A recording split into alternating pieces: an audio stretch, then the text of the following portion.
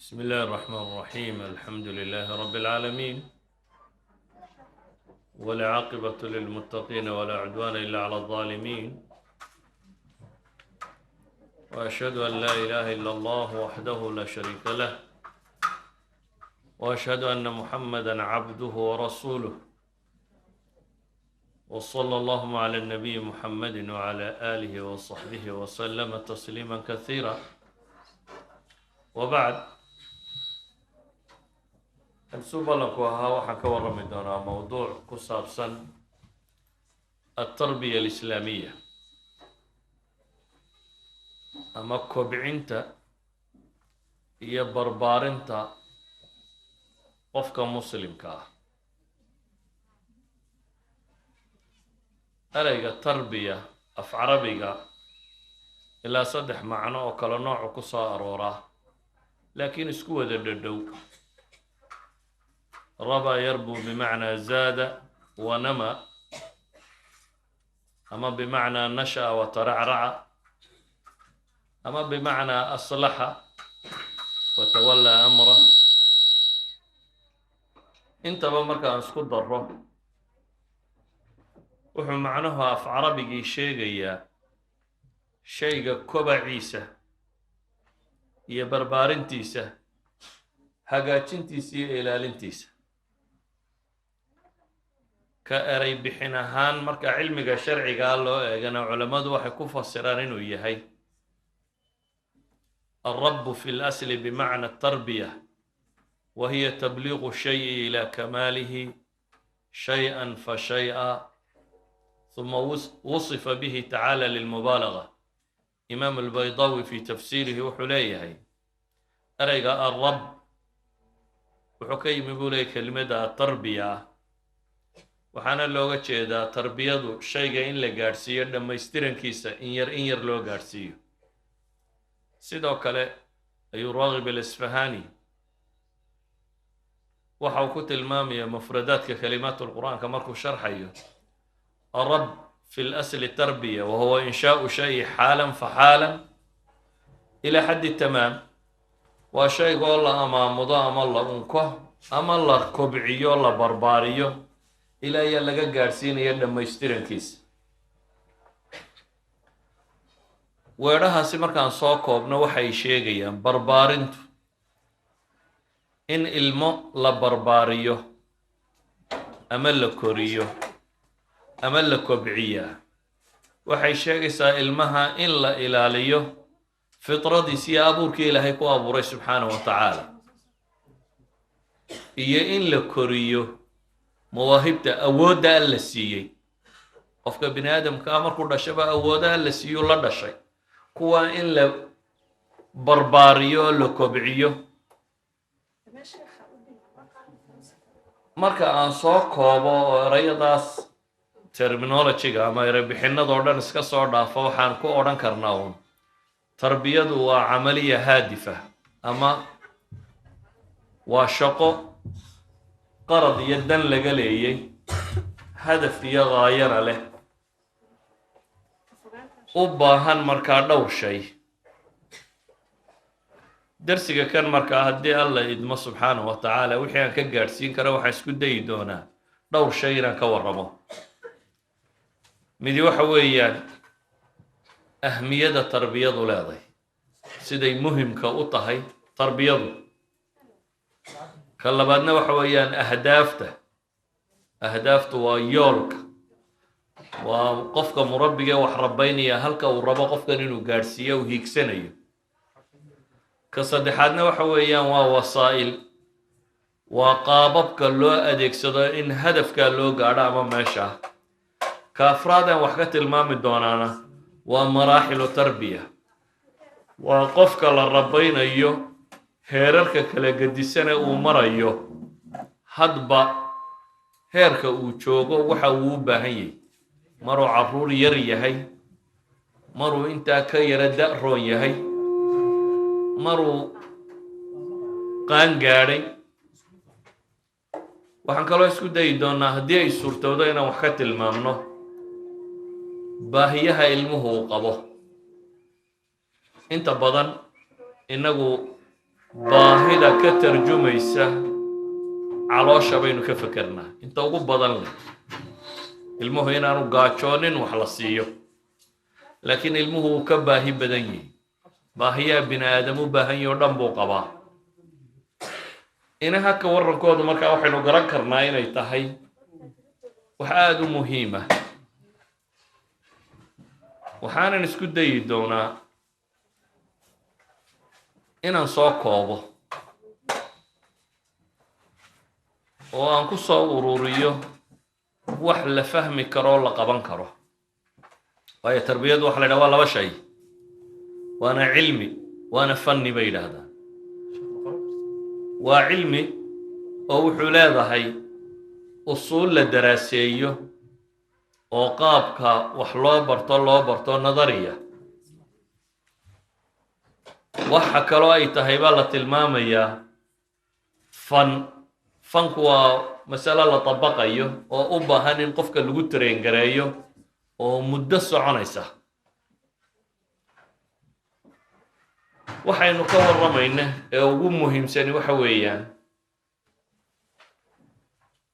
waxaynu rabnaa inaynu insaan soo saarno qof bini aadama oo muslima oo dhammaystiran in la soo saaro qof muslima oo dhammaystirani wax badan bay u baahan tahay qur-aanka ilaahay subxaanahu wa tacaala isagoo inoo tilmaamaya arrintani muhiimadda ay leedahay buu wuxuu rabbi leeyahy yaa ayuha aladiina aamanuu quu anfusakum wa ahliikum naara war kuwa iimaanka laga helayo nafihiin iyo ehelkiinba naar ka dhowra ilmaha inaad naaru dunyaa ka ilaaliso waxa ka muhiimsan naarta aakhira inaad ka ilaaliso jidhkiisa inay gaaja gubto waxa ka muhiimsan inaad ka ilaaliso in cadaab gubo gaajadu waa nooc qofka gubaya oo uu qaylinayo oo cabaadaya markuu gaajoodo laakiin waxa ka sii muhiimsantaa in laga ilaaliyo cadaab inuu jidhkani ku gubto sida ogeed baa rabbi subxaanahu wa tacaala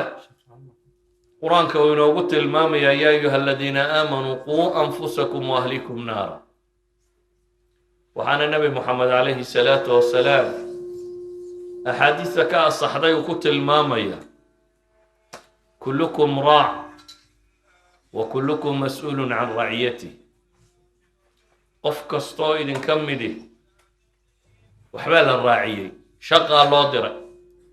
qof walbana aakhiro waa la weydiinayaabaa ilaahay leeyay shaqadii loo diray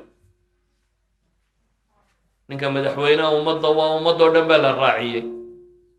aakhirana ummaddaa wixii gaadho oo dhan waa la weydiinayaa waa mas-uuliyad aad u ballaadhan basharkaa ilaahay abuurto dhan adiga lagu weydiiyo waxaa nebigu tilmaamaya calayhi salaatu wasalaam ninka reerkaa mas-uul looga dhigo waa la weydiinayaa hooyada guriga joogta gurigeeda iyo ninkeeda intaasaa la weydiinayaa idan waa mas-uuliya tarbiyadu carruurta iyo kobacooda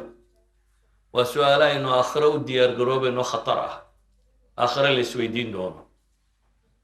nebi moxamedna calayhi salaatu wasalaam xadiiska saxiixeynka ku yaalla wuxuu leeyahy maa min cabdin yastarciihu allahu racya falam yuxitha binusxi ilaa lam yurix raa'ixat aljanna xadiiskaa u fadhiiso u fiirsada ma jira buu nebigu leeyahay addoon ilaahay uu racyo raaciyey cid mas-uul looga dhigay mas-uuliyaddu waa kala weyntay waxaynu idhi madaxdu waa mas-uulo imaamka masaajidka jooga waa mas-uul aabbaha guriga jooga waa mas-uul hooyada guriga joogta waa mas-uul mas-uuliyaadkunbaa kala gedisan laakiin qof waliba inbuu mas-uul ka yihi qofka aakhiro yimaada isagoo intii la raaciyey aan nasiixa u samaynin annasiixa fi luga alcarabiya ama af soomaaliga culammadu waxay ku fasiri jireen khayr miirad aanu khayr miirin aan nolosha waxa wanaagsan ku rabayn oo u tilmaamin hadday kaasi dhacda baa nebigu leeya calayhi salaatu wasalaam aakhiro jannada udugeeda ma uriyo uduga jannada ma uriya buu nabigu leeyahay calayhi salaatu wasalaam. idan tarbiyadu waa mas-uuliyad. sidaa ilmaha in cunno la siiyaa mas-uuliyad waalidka saaran ay u tahay. oo haddii cunno la siin waayo waxaynu wada garanaynaa qofkaasi qof mas-uuliyaddii dayacay inuu yahay. dhammaanteen waxaynu isku waafaqsannahay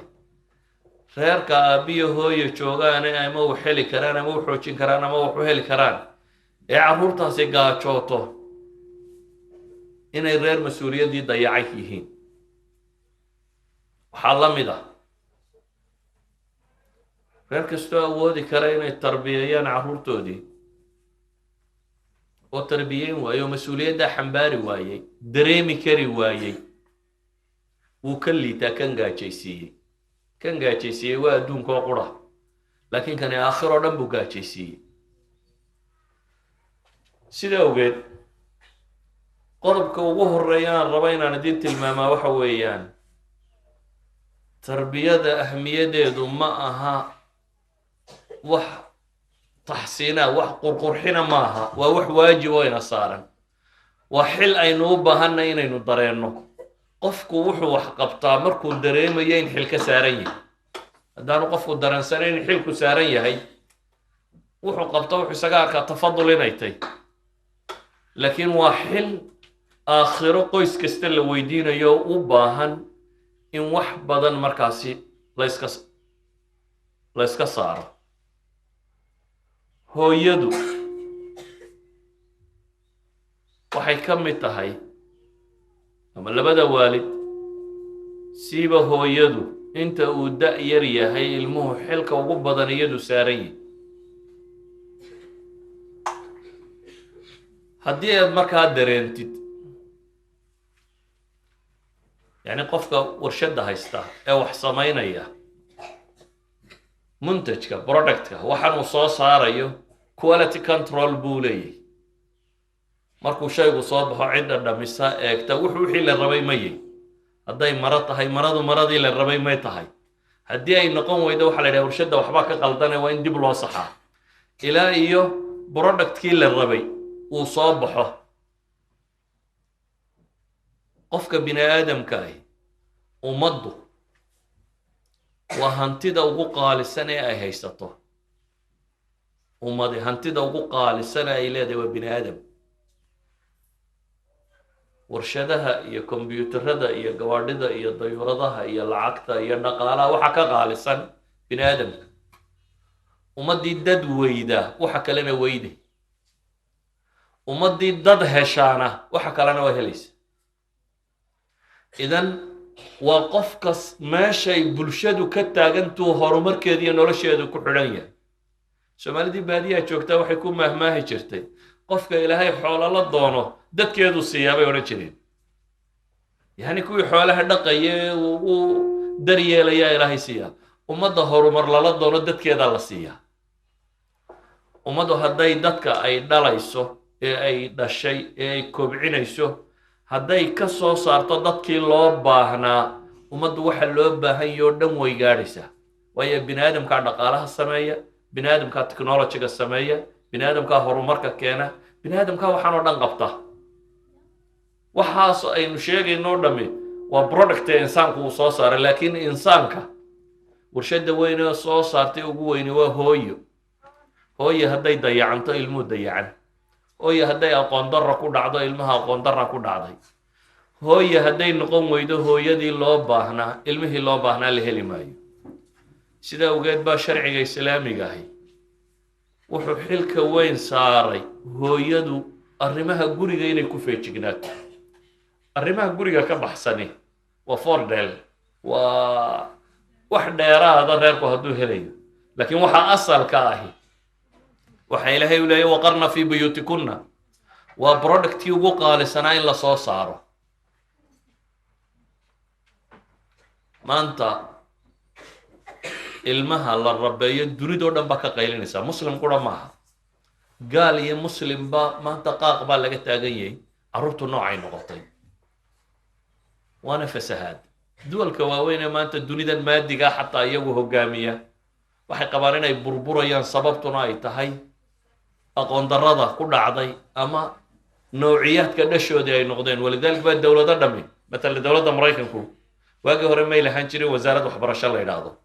gobollada stateska lahaan jiray. 1980gii bay yidhaahdeen stateskii ka soo bixi waayeen waa in la sameeyaa wasaarad bal gobolladoo dhan ka tirsan. dabeetana waxaa la saaray khubaro aqoon-yahanadoodii ugu waaweynaaya, revisionist niman la yidhaahdo, la yidhi waxaynu waxbarasho wadnoo dhan dib ha loo eego, waayo may soo bixin wixii aynu rabnay, dhib bayna haysata bay taagan yihiin. adduunkao dhan baa dhibtan ka qaylinaya. xataa nin professor oo jaamacad professor ka abaan maalin ardaydii wax dhigaya su-aal weydiiyey anuu meesha la jooga, muu guursanin. bal maxaad u guursan weyday bay ku yidhaaheen, nin weyn oo dee hanti qaato lacag haysto wax walba baa tahay. wuxuu ugu jawaabay, makauskan magaalada ka jiraa doonaysaa inaan nacid ku biiriyo, yacni carruurtan magaalada joogtaa ma aha buu leeyahy qaar la dhalo kuwo kale lagu sii biiriyo, inaanan waxba ku biirin baa dhaanta buu tilmaamaya. waxaan uga jeedaa innaga waxaa laynoogu yeedhayaa oo intaasoo NGO iyo intaasoo hay-adood iyo intaasi gabadh baa la dulmiyey, xuquuqdaadii raadcayso, dibadda u baax, siyaasadda gal, halkan gal. waa inta iyagu ugu soo khasaareen bay adiga kugu yeedhayaan. halka aynu dib u noqon lahayn ee ahayd war carruurtii iyo ubadkii iyo dadkii inaga xumaayey see baynu firaaqo ugu hellaa, see baa hooyada firaaqo loogu siin karaa inay waxaan si dhaba u rabayso. aqoon-yahanadooda ugu waaweyn mid ka mid ah wuxuu qoray buug uu bixiyey The Death of the West, geerida reer galbeedka. wuxuu ka warramayaa un geeridu sheegaya waa ubadka soo kordhaya iyo inaanay ama waxba dhalaynin ama wax fiican la dhalaynin. xalku waa maxay buu tilmaamayaa? xalka ugu wanaagsan buu leeyahay waa in hooyada guriga lagu celiyaa oo aabbaha la siiyaa mushahar ku filan hooyada iyo ilmaheedaba. yacni family wage waxa la yidhaahdo. qoladan dadka ku shaqaysatay warshadaha iyo dhaqaalaha iyo waxa kan leh, ninkana lacagtii bay ka dhimeen, dabeetana waxay keensatay inay guriga ku filan weydo, islaantiina markaa waa soo shaqo tagtay. labadoodiiba waxay shaqaynayeen baaba guriga ku filaan la. laakiin wuxuu leeyahay haddaynu rabno ubad saxa inaynu helno, ninka ha la siiyo mushahar ku filaada reerka, gabadhuna reerkaa ka shaqaysa buu tilmaamaya. sidaa ogeed waxaan rabaa qodobka koowaad aan idinka bilaabayo masaladani waxa weeyaan hooyadu inay masaladan u tafaruqdo, inay u farbaxsanaato. kullamaa hooyadu ay u farbaxsan tahay rabaynta ubadka waa kullamaa ubadka korintiisu ay ka fiicnaato sidii hore. in ubad la rabeeya aqoon badan bay u baahantao kala nooc ah. aqoon sharci iyo diineed bay u baahantay, aqoon tarbiyo iyo culumi nafs psychology iyo ilmaha iyo baahiyihiisa in la daraaseeyo ayay u baahantay. waa jirtaa waagii hore inagu iskuullamaynan tegi jirin,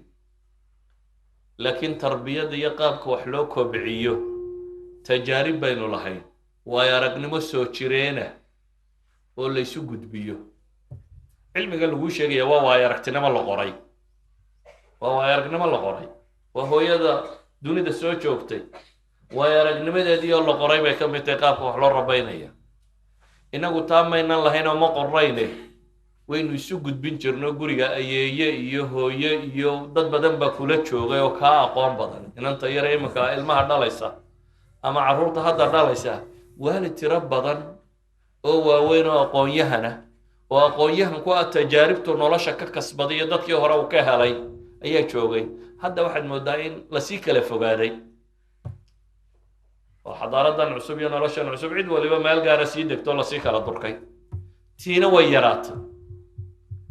idan tajribadii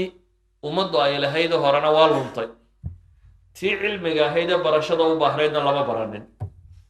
waxaa soo baxaya markaa in ilmo la koriyo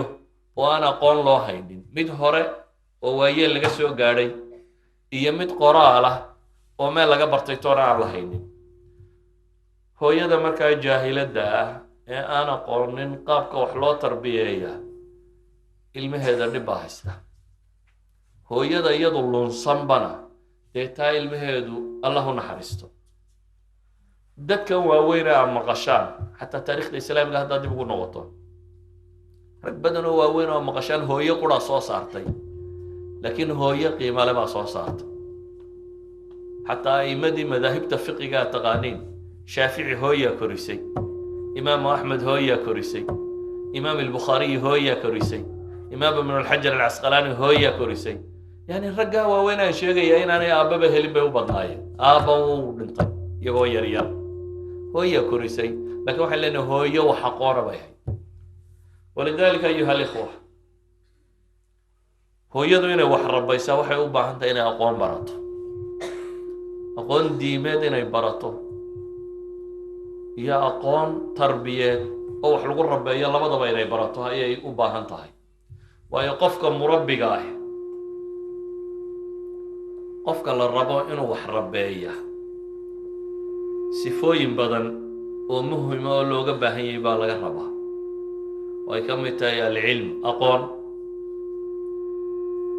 aqoonta tarbiyada iyo aqoon diimeed oo ay ka mid tahay alamaana qof mas-uuliyad qaadi kara inuu yahay addu lamaanaata ilaa ahliha ubadku waa ammaano ilaahay qoortaada suday waa ammaano rabbi kuu dhiibay watakhunu amaanaatikum wa antum taclamuun waa ammaano aakhire layna weydiinayo waa inuu qof ammaano qaadi kara yahay waa inuu qof cadaalad ku sifooban yahay waa inuu qof xirsi dadaal la yahay waa inuu qof salaax iyo sidqi toosnaan iyo qumanaan ku sifoobay waa inuu yahay waa inuu qof awood la yahay waa inuu qof xikmo ku sugan yahay idan qofka murabbiga markay sifaadka murabbiga tirinayaan aad bay u tiro badantay mid walibana faahfaahin bay u baahantay laakiin waxaan anigu u guud marayaa waxaan leeyahay waxa loo baahan yahay jaahilnimo ilma laguma koriyo ee ilmaha aqoon baa lagu koriyaa aqoontuna waxay u baahan tahay in la barto intaa waxaan kusoo dhaafayaa ahmiyada tarbiyada iyo mas-uuliyadda waalidka saaran ay u baahan yihiin qodobka labaad aan uga gudbayaa wuxuu yahay marka ahdaafta tarbiyadu maxay tahay ahdaafta tarbiyadu hadafku af carabiga waa waxa af ingiriisiga goal ama objectives ama aim la yidhaahdo af soomaaligana waa shayga la yidhaahdo yoolka meesha qofku uu hiigsanayo la raadcaynayo shaqo markaad qabanayso waa inaad qasdiyo yool ka leeday waa maxay yoolka aynu ka leenahay inaynu cid rabaynaa qofka aynu rabno inaynu soo saarnaa waa maxay adduunka haddaynu taariikhdiisii dib ugu noqonno ummad waliba dhaqankeeda iyo wixeeda bay ka dhex eegi jirtay qofkay u baahan tahay dabeetana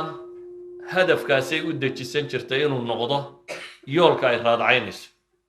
tusaale haddaan idin siiyo matalan nimankii greega la odhan jiray iqriiqiyiintii yunaaniyiintii agtooda waxaa ku weynaa falaasafada iyo aragtiyahan caqliga ah saa daraaddeed hadafka ugu weyna tarbiyadoodu waxay ahayd qof caqli weyn in la soo saaro halka romaniska nimankii la odhan jiray dowladdii romaniska la odhan jiray halka iyadoo ay u arkaysay tarbiye jismiya in la soo saaro oo dowladdu dantay ka lahayd waxay ahayd askar iyo ciidamo ay dunida ku qabsatay inay hesho markaa qof xooggan oo military geli kara in la soo saaro halka masiixiyiintu ay rumaysnaayeen qof tarbiya ruuxiya sarraysa leh in la soo saaro hadafka tarbiyada islaamigii waa maxay marka hadafka tarbiyada islaamigii waxa weeyaan insaan kaamila in la soo saaro ama insaan saalixa in la soo saaro ilmo dhammaystiran ilmaha dhammayska tirani waa maxay sharciga islaamiga waa ilme rabbigii yaqaana aakhiradiisa u fakeraya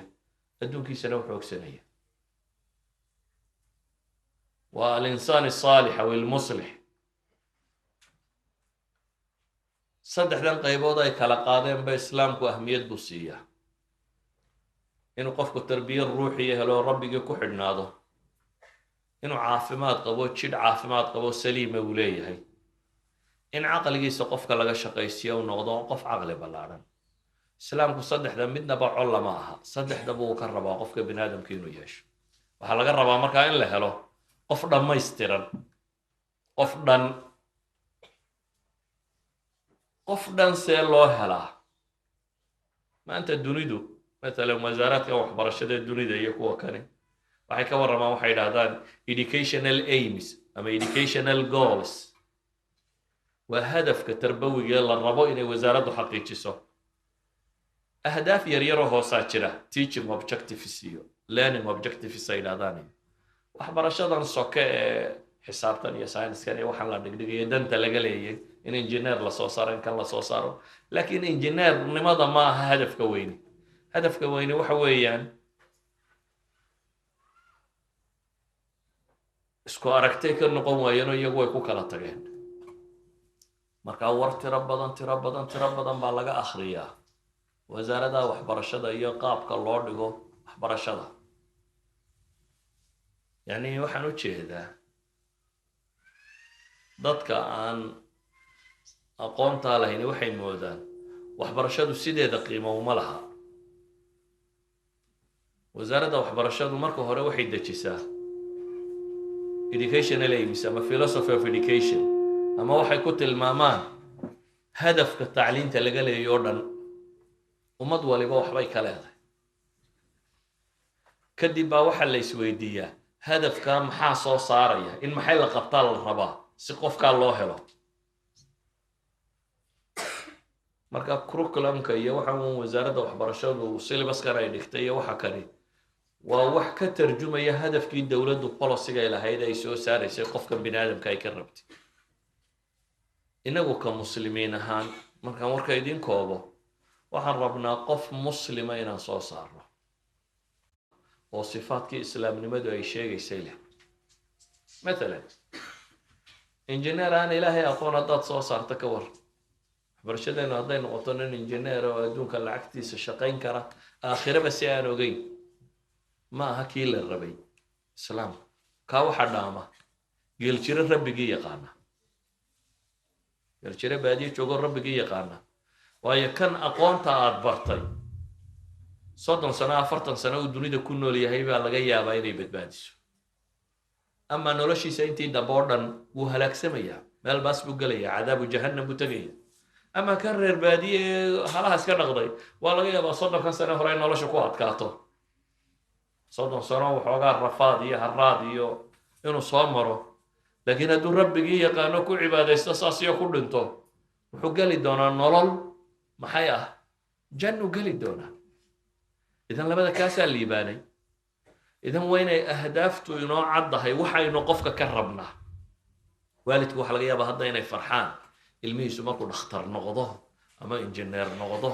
ama lawyer noqdo in la farxo ma aha. waxaa la farxaa ilmuhu markuu noqdo ilmihii rabbigii yaqaanee ku toosnaa. injineernimadu markaa waa wax dheeraad oo uu ku darsaday. waa inuu injineer ilaahay yaqaano soo baxaa, tabiib rabbigii yaqaana, lawyer rabbigii yaqaano subxaana wa tacaala, insaan caabido waa inaynu soo saaraa. waxaan markaa ku celcelinaya waxay tahay ahdaafta aynu ka leenahay tarbiyadoo dhan waa inaynu garannaa. aynu waxu rabaynaynoo dhan waa inaynu garannaa. dunidu maanta cultural imperialism baa jira, waa la isgumaystaa, maskaxdaana la iska gumaystaa. maskaxda waxaa la isaga gumaystaa markuu dariiqu isagu jeexday aadna uu kugu hanuuniyo, tabac isaga u noqotee daba socoto. markay wasaaraddaada waxbarashada iyo dadkaaga sidii loo rabaynayay iyo tv-gaaga iyo jariidadaada iyo iclaamkaaga iyo raadiyowgaaga iyo shaaricaagu qofkay soo saarayaan markuu noqdo qofkii reer galbeedku rabaa ma cid kale rabtay, waad khasaartay, waa lagu gumaystay, maad xoroobin. qofku wuxuu xoroobaa markuu da-yartiisa ku soo saaro wuxuu isagu rumaysnaa. tarbiyada markaa ugu weynaynu rabnaa waxay tahay waa inaynu u gudbin karnaa da-yarteenna wixii aynu caqiide iyo diin iyo aragti rumaysnayn, inagoo ugu kordhinayna dunidu waxa cusub ee technology ay soo korisay inaynoo ku darsayna. waayo kan lama kala laha, kani waa dhaxaltooyadii bini aadamku kala dhaxlay technology-gan iyo waxa kani ninba inbuu ku daray reer nebi aadam ilaa aadam baa la kala dhexlayay laakiin kala kala leeyahay waxa weeyaan qofka la rabo in la soo saaraa noocu noqonayo ayaa dunidu ku kala gedisantay inagu markaa haddaynu rabno inaynu wax rabbayno waa inaynu soo saari karnaa qofkii aynu u baahnayn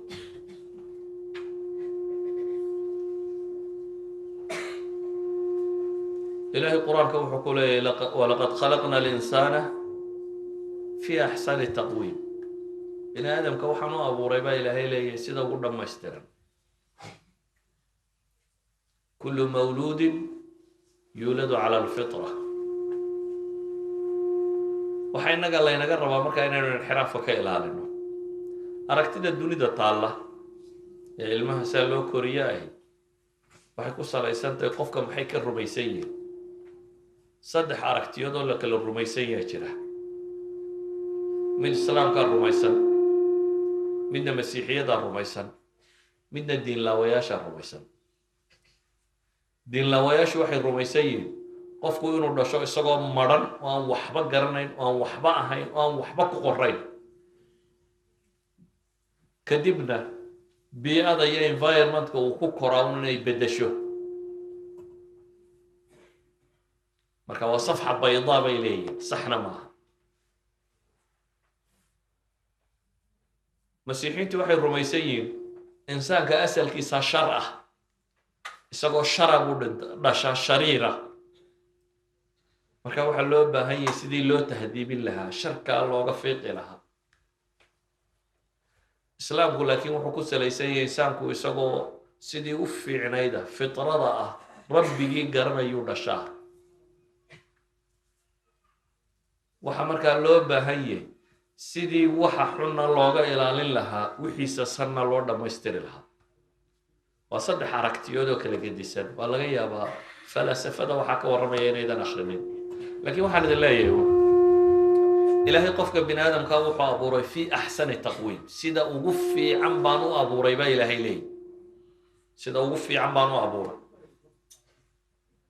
bini aadamku noolaha kale wuxuu kaga gedisan yahay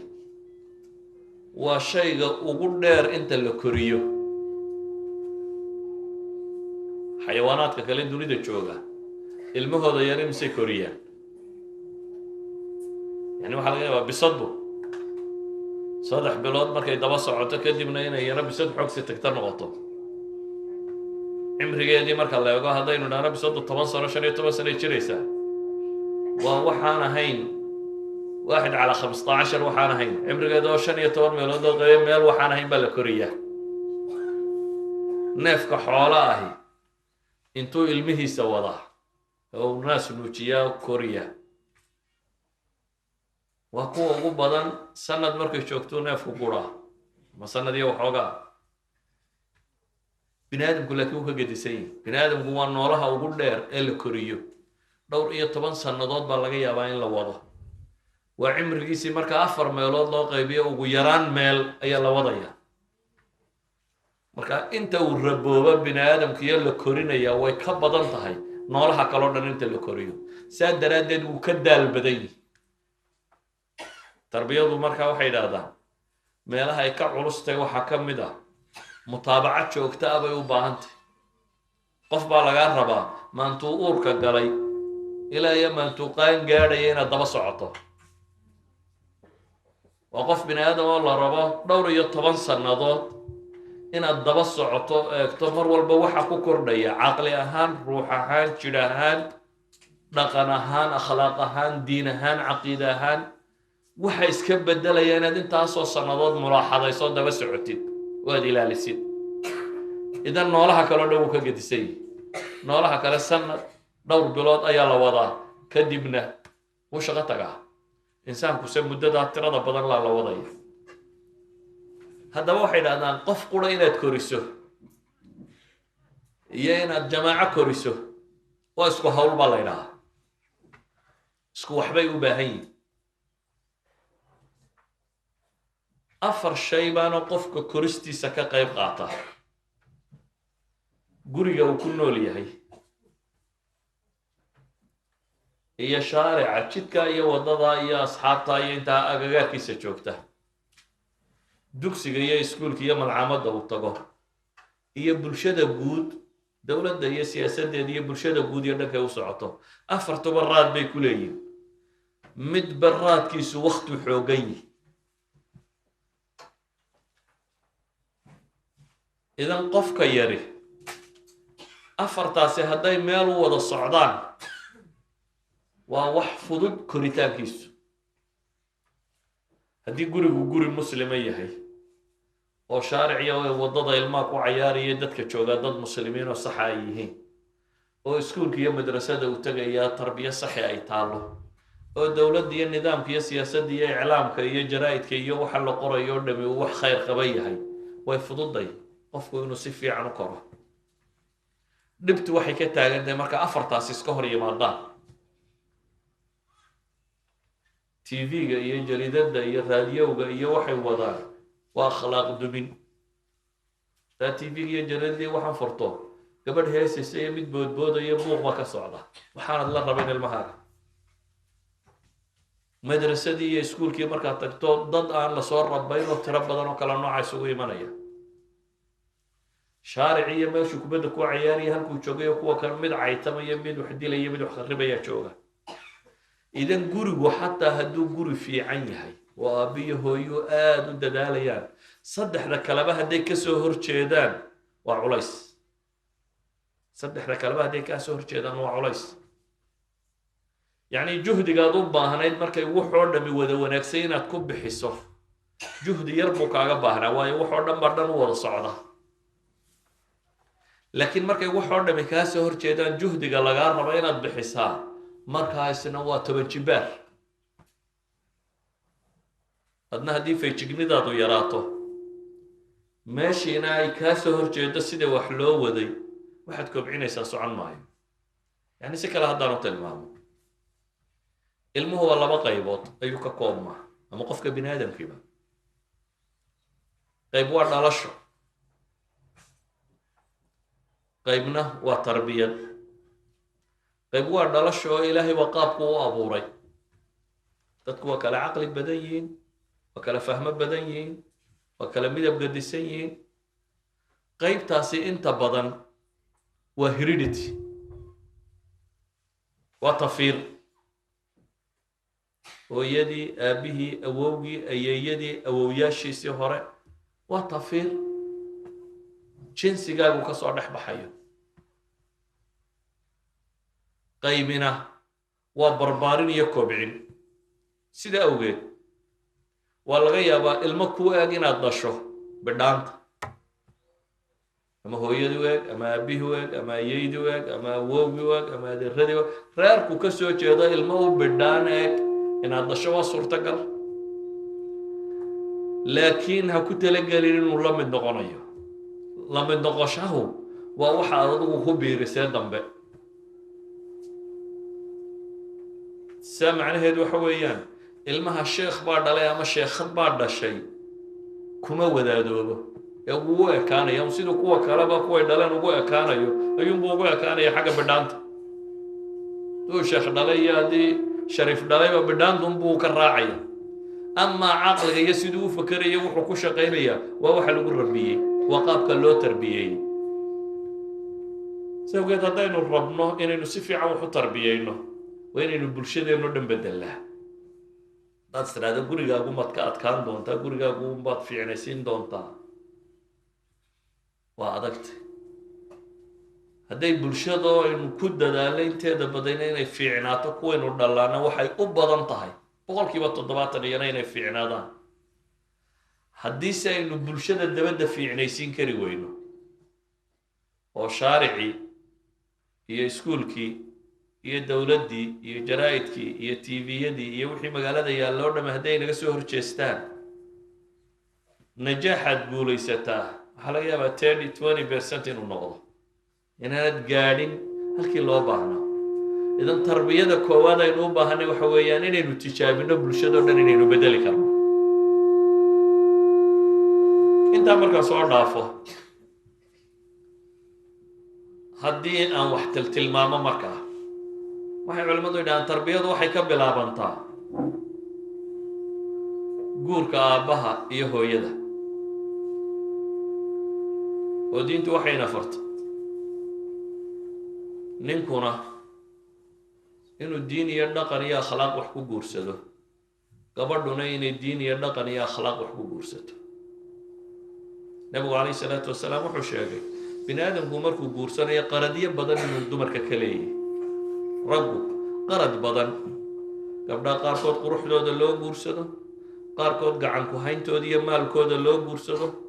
qaarkood reerkay ka dhasheen oo magac iyo maamuusle loo guursado qaarkoodna diintooda iyo akhlaaqdooda iyo dhaqankooda loo guursado buu nabigu yihi calayhi salaatu wasalaam taladuu nebi maxamed bixiyey waxa weeyaan fadfar bidaati diin tan diinta leh qaba dhankeeda haweenkana waxaa la yidhi aabbayaashii hadduu idin yimaado caman tardawna diina wa khuluqa diintiisa iyo dhaqankiisaba midaa ka raallitiin hadduu idin yimaado u guuriya buu nebigu yidhi calayhi salaatu wasalaam haddii kale fasaad baa dhalanaya taasi waa ka loogu horumariyo laakiin ta kale lafteeda waxbaa ka jira waayo waraasadu hidduhu waa wax qofka ku abuuran oo dadku wuu kala hiddagedisan yihi wuu kala hiddagedisan yahi markaan leeyahay saa soomaalidu ay u fakerto wuu kala liitaa ma kala hooseeya maaha ee waxa weeyaan sifaadka abuureed ee ilaahay siiyey baa kala nooca dadka badh ayaa deganaanshiya iyo dulqaadku ku badan yihi dadka badh ayaa fahmad iyo intelligencku ku badantay dadka badh ayaa cadhada iyo kulaylku ku badan yihi dadka badh ayaa kartida iyo waxqabadku ku badan yihi waxaasoo dhammi waa hidde laakiin hiddaha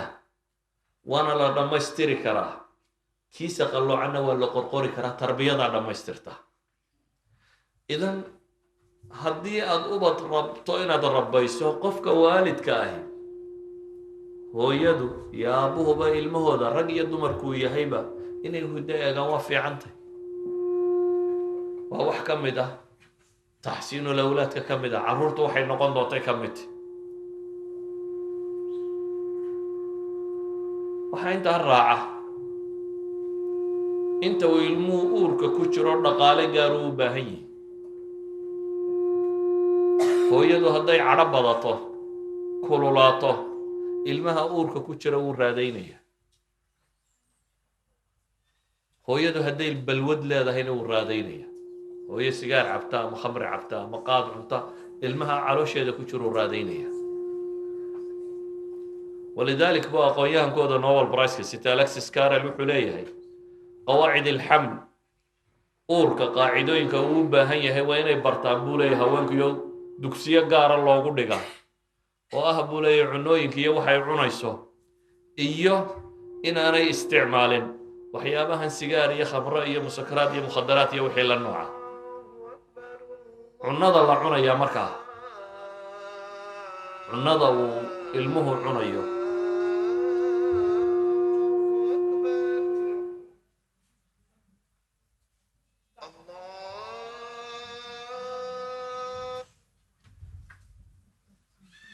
cunada hooyadu ay cunaysaa waxay raad ku leedahay ilmuhu nooca uu noqonayo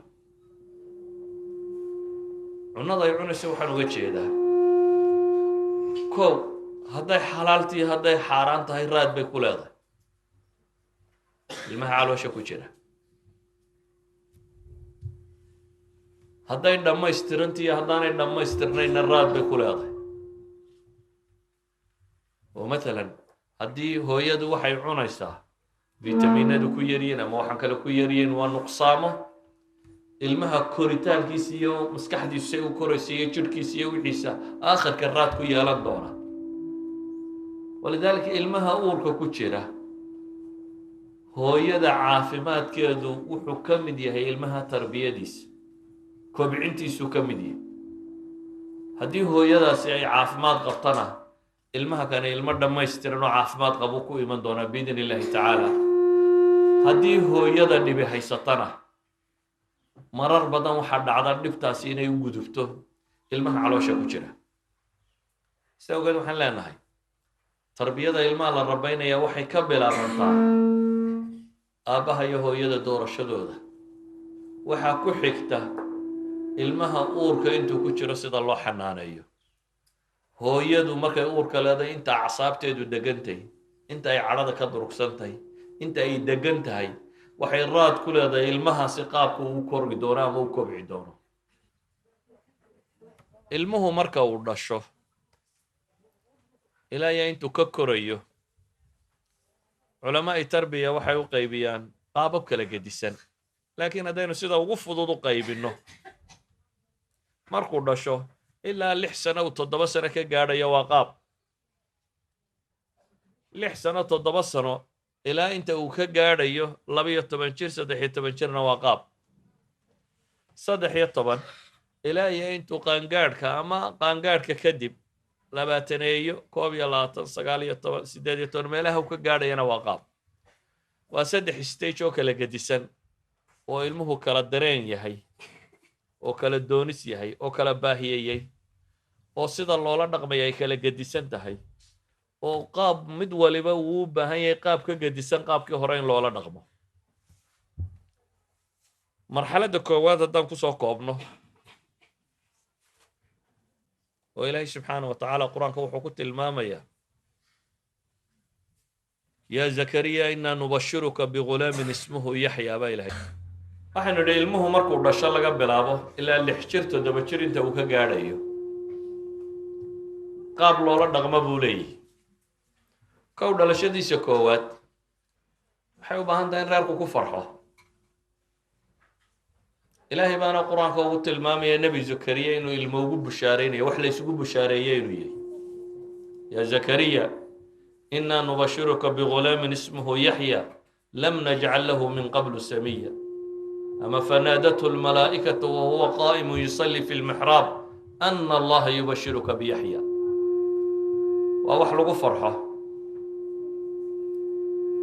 taasaa waxay keensatay in layna amray inaynu ka wanqallo innagoo ilaahay uga mahad celinayna, inaynu xoolo qallo oo masaakiinta iyo fuqarada iyo dadka baahan siino innagoo ilaahay subxaanahu wa tacaala uga shukri naqayna ilmaha uu ina siiyey. waxay culammadu sheegaan inkastoo axaadiista ku soo aroortay laga yaabo in maqaalaad ku jiraan in lagu addimo, in la taxniikiyo, timir yar halka loogu dhajiyo, in sadaqaad laga bixiyo, in magac fiican loo bixiyo. oo nabigu calayhi salaatu wasalaam wuu reebay ilmaha in magac xun loo bixiyo ama qofka in magac xun loo bixiya magac wanaagsan. kastoo soomaalida iminka magacii wanaagsanaaba ka lumayo laga yaabo inaad aragto london iyo baris magac fiican loo haysto, qof bini aadam oo london loo bixinayo ama baris loo bixinayo. laakiin in magac fiican loo bixiyo oo ilmuhu yeesho, in la naas nuujiyo oo naas nuujintu ilaahi subxaanahu wa tacaala alaa yaclamu man khalaqa wahuwa latiifu lkhabiir baa ilahay. rabbi miyaanu ogeyn cidduu isagu abuuray isagoo ah latiifu lkhabiir, ilaaha wax walba gun og ee dhimriye naxariista isagoo ah soo ma oga baa ilaahay leeya cidduu abuuray. ilaahay noolaa wuxuu ugu talagalay in la naas nuujiyo ilmaha yar, waayo naaska hooyo waa miisaan ilaahay meesha tan dhigay oo ku salaysan baahida ilmuhu hadba waxa ay tahy. yacni naasku waxa dadku u haystaan inuu caanuun dhiiqo maaha. naasku wuxuu dhiiqaa waxa ilmuhu markaa u baahan yahay. marka koowaad biyo yar buu dhiiqaa aan caanaba u ekayn. waa kuwa ilaahay ugu talagalay in maalayda lagaga keeno oo antibacteria loo hagaajisa dheefshiidkiisa oo dhan. kadib baa caanuhu u bilaabmaan. caanaha u bilaabmaa waxay ku salaysan yihiin hadba ilmahani baahiduu qabaa intay leegtay. brotiinku u baahan yahay, vitaminisku u baahan yahay, wuxuu u baahan yahay kolba bay ku salaysan yihiin walidaalika bay caanuhu kolba sii adkaadaan oo noocoodu noocii hore kasii gadismaan waxay ku xidhan tahay ilmaha iyo kobiciisa iyo sannaduhu jiray waxaan daasada lagu soo walaaqoo dhami khayr kuma jiro xalaaliyo waxa bini aadam farafareeyo dhami faa'iido ma leh waxba yaan cilmi laguu sheeganin reer galbeedku waxa maanta madhalaysnimada laga cabanayo ugu badan waxaa keenaa caanahan carruurta la siiya qaar ka mid ah dhibaatooyin tiro badan oo xanuuno laga qabanayo waxa keena waxyaabahan la siiyey ilmaha yaryar ilmaha yar waxa dabiiciga ilaahay sidooda u abuuraa ugu khayr badan in la siiyo wax la siiyana hooyadii naaskiiba ugu khayr badan hooyadii naaskiisa maaha caano quri wuxuu jaqayo alxub walxanaan buu jaqayaabay hayntay hayso ayay mashaacirtiisu dareen kala leedahay walidaalika ilmaha la geeyo meelaha wax lagu koriyo iyo ilmaha dhabta hooyadii ku koraa isku dareen maaha bay culamadu qabaan waa culamada reer galbeed hata kuwii muslimiinta idiin sheegi maayo kuwan dadku daba socda ee galbeedka jooga ayaa waxay qabaan ilmaha xadaanada la geeye lagu koriyo ama mu'asasaadka kale koriyaan waxa ka dhammaystiran bay leeyihin ilmaha dhabta hooyadii ku kora hooyadii ay hayso walidaalik tarbiyada aynu sheegayna waxa weeyaan qofkani jidh ahaan caqli ahaan dareen ahaan nafsiyan psychology ahaan qofkan inuu si walba uu u barbaaro uu u dhammaystirmo yacni wuxuu la mid yahay ilmuhu geedkaa la beerayo kale geedka marka la beerayo marka hore iniin fiican baa la qaataa lagu beeraa meesha lagu beerayana turbo fiican meel ciid wanaagsan la laga beeraa oo nafaqadeedu dhammaystirantay kadibna waa loo faadhfaadhaa wixii uu baahnaay oo dhan baa loo sameeyaa waa la waraabiyaa kadibna waxaa laga jaraa wixii dhib ku ah oo dhan oo dhirta yaryariga waxa ka soo agbaxo dhan baa laga jaraa kadib waxaa laga ilaaliyaa xasharaadka iyo xayawaanada iyo waxaan cunayo o dhan baa laga ilaaliyaa kadib waa la toostoosiyaa oo geedku si uu qumaati ugu baxo laamihiisa waa la isku xidhxidhaa waa la isku toosiyaa markaasuu toosaa bini aadamkuna waa saas oo kale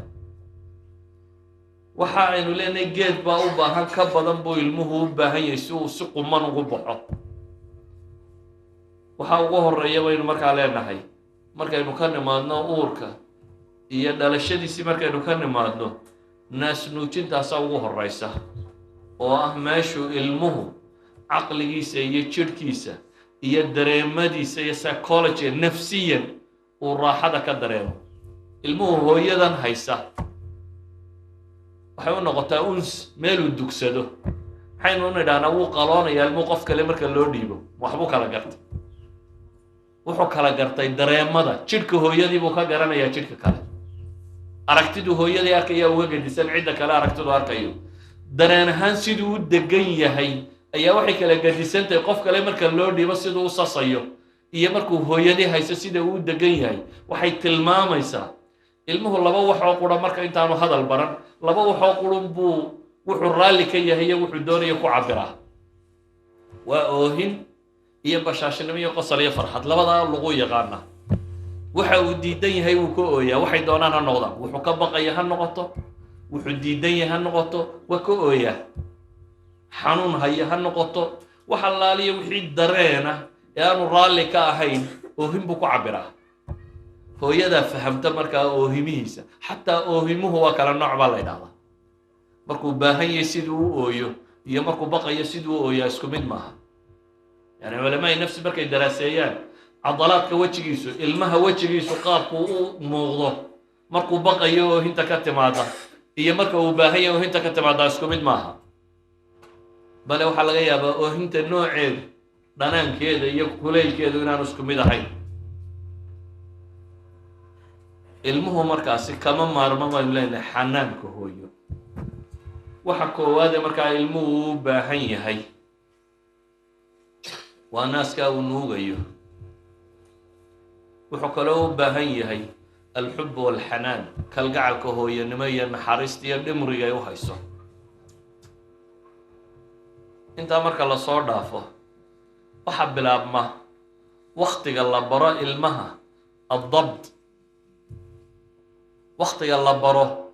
waxaasi waa sax iyo waxaasi sax maaha xataa isagoo aan hadal isagoo aan hadal baa la baraa inuu wax dabdin karo dabdintu waa inuu wax controli karo waa inuu tusaalayaasha wax lagu fahmaan tusaalayaal bixiyo ilmuhu ifraazaadka ka soo baxa ama qashinka ka soo baxa waxaynu baraa inaanu waqti walba sii daynin meel walbana ku sii daynin ilmuhu marka koowaade uu yaryay ma kala yaqaan kaadiya saxaro iska sii daaya laakiin hooyada waxay bartaa hadhow waqtiga la kaajayo markaan la kaajaynin waqtiga la saxaroonayo markaan la saxaroonaynin inaad taa bartaa waqtay kaa qaadataa maalmaha koowaad waxaa laga yaabaa inaad baydhmaanka yar ama cagahaaga ku fadhiisisid oo waqtiyada aad tidhaahdo la soo carara markuu wax yar u baahdaba ama markuu wax cababa inaad meel fadhiisisid oo tidhaahdo kaadi isagoo kaadi haynin maalmaha hore wuu kaala baxbaxsanaya waxaa dhacda isagoo meel fadhiyo ku kaajay inaad aragto aad masmasaxdo haddana ku celisid oo bartid sidaad ugu wadid ee mutaabacada ugu daba taagan tahay waxa uu bartaa waqti la kaajayo waqti aan la kaajin inay jirto wuxuu bartaa waqti la saxaroodaa inay jirto iyo waqti aan la saxaroonin inay jirto wuxuu bartaa meel lagu saxaroodaa inay jirto iyo meel aan lagu saxaroonin inay jirto so waxaasoo dhan ma bartid isagoo aan hadalba ha noloshoo dhami waa noocaa markaa intay qaadataa inaad bartid inuu saxarada meeshaa la tago mudday qaadataa soo maaha ka warran haddaad tidhaahdo waanigii u sheegay muxuu u baran waayey hal mara intaad tusto tidhaahdo mar dambe lagaama arki karo adigoo meel ku kaajay miyay suurtagal tahay tarbiyadoo dhamme waa sidaa waxoo dhamme waxay u baahan tahay almutaabaca waalistimraariya dabajoog iyo raadacayn ilaa intuu kala qabsanayo qofku waxa kan ilaa intay caado ka noqonayso sidaad u bartay kaadidiisu inuu waqti kaajo habeenkii ha isku kaajin aanu kaajaynin ee subaxii markuu soo tooso inuu u kaajayo sidaad u bartay meel gaaroo lagu kaajaa inay jirto ayuu noloshoo dhan kaaga baahan yahay shay walba inaad bartid intuu ka baranayana inaad daba socodsid marka waxaan leenahay alxub walxanaanka hore kalgacalka iyo naxariista barashadeeda waxaa ku xiga ka warran hooyadu hadday tidhaahdo may ilmaha waan u naxariisanaya naxariis daraaddeed dhaa waxba ha u diidinaha iskaga kaaja iska daaya meel walba haddii la ydhaho waa naxariis la xaddaafiyey wax waliba xadkooda hadday dhaafaan way xumaadaan marka naxariistu hadday xadkeeda dhaafto way xumaanaysaa waa inay dawaabid yeelataa waa in wax lagu kontroolayaa yeelataa ilmuhu markaa wuxuu u baahan yahay sidaa aad ifraazaadka u bartay ayuu u baahan yahay kaadiya saxradaad u bartay noloshoo dhan inaad u barto shayga labaad ee ilmuhu uu markiiba barto waxaa ka mid ah aliqtidaa inuu helo tusaale wax kasta uu samaynayo ciduu tusaale uga qaato tusaalea guriga joogaa inuu fiican yahay midna waan kuu sheegayaa waxa aan ka warrami doono oo dhan inta badan ilmaha koowaad haddaad ku guulaysato kuwa dambe way fudud yihiin waayo kanbaa qaa'id noqdo hogaamiye reerka inanta koowaad hadday fiicnaato hablaha ka dambeeyo dhan way kuu fiicnaanayaan biidn illahi tacaala saasay u badan tahay inanka koowaad hadduu fiicnaadana waxay u badan tahay inamada ka dambeeyo dhan inay fiicnaadaan waa jirtaa wax la yidhaha alfuruuq alfardiya ilaahay bini aadamkan qof walba caalam gaar u ka dhigay sidaa aan wejiyadeennu isugu ekayn ayaan caquusheenuna isugu ekayn sidaa wejiyadeennu u kala gedisan yihin baa dareenadeennu u kala gedisan yihin qof waliba sidiisuu caalam gaara u yahy laakiin haddana waxaynu wada wadaagnaa jirto bini aadamnimo ah inagoo kala wada gedisan haddana waxaynu wada wadaagnaa jira ilmahaagu iyagoo kala wada gedisan waxay wadaagaan baa jira waa laga yaabaa soomaalidu waxay dhahdaan hebella 2 shub bay ugu dhacdaa kana 3 shub bay ugu dhacdaa ilmuhuna waa sidoo kale mid waxaa laga yaabaa 2 goor markaad wax u sheegto inuu fahmo oo uu ku warkugu soo celinaysaa midna waxaa laga yaabaa 3 4 5 jeer inuu kaaga baahan yahay idan furuuq fardi waa jiraan oo ilmuhu ku kala gedisan yahay laakiin waxaynu leenahay dhammaantood waxay u baahan yihiin inay qudwa helaan ku dayasho ku dayashadaasi qofka guriga joogee weyn waxa uu ilmaha ka rabo waa inuu yahay wuxuu isagu matalo oo sameeyo. ilmaha haddii laga rabo inaanu been sheegin guriga waa inaan beeni oolin. ilmaha haddii laga rabo inuu salaad tukado guriga waa inuu salaada tukadaa. ilmaha haddii laga rabo inaanu xumaa samaynin guriga waa inaanu xumaa samaynin. qudwa waa inuu helaa. marka uu yar yahay ilmuhu muxaakaadka ku badan ku dayashada wax walba dadkan guriga joogaa waxay sameeyaan buu ku dayanaya. haddaad adigu qudwo xun noqoto waxa aad rabto ilmuhu inaanu samaynin waa inaad isku daydaa inaad adigu ka dheeraato. مثلا haddaad guriga inta qof timaado ilmaha yar tuul lagu yidhaahdo hadhow isaguna qofka weyn buu tuul ku odhanaya. laga yaabaa tira qof weyn aan ku tufin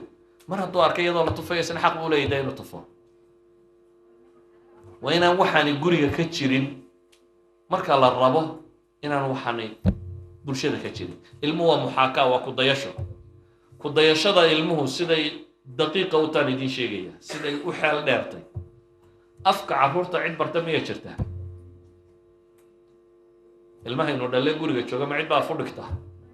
qalin iyo buugna ma siino waxna uma sheegno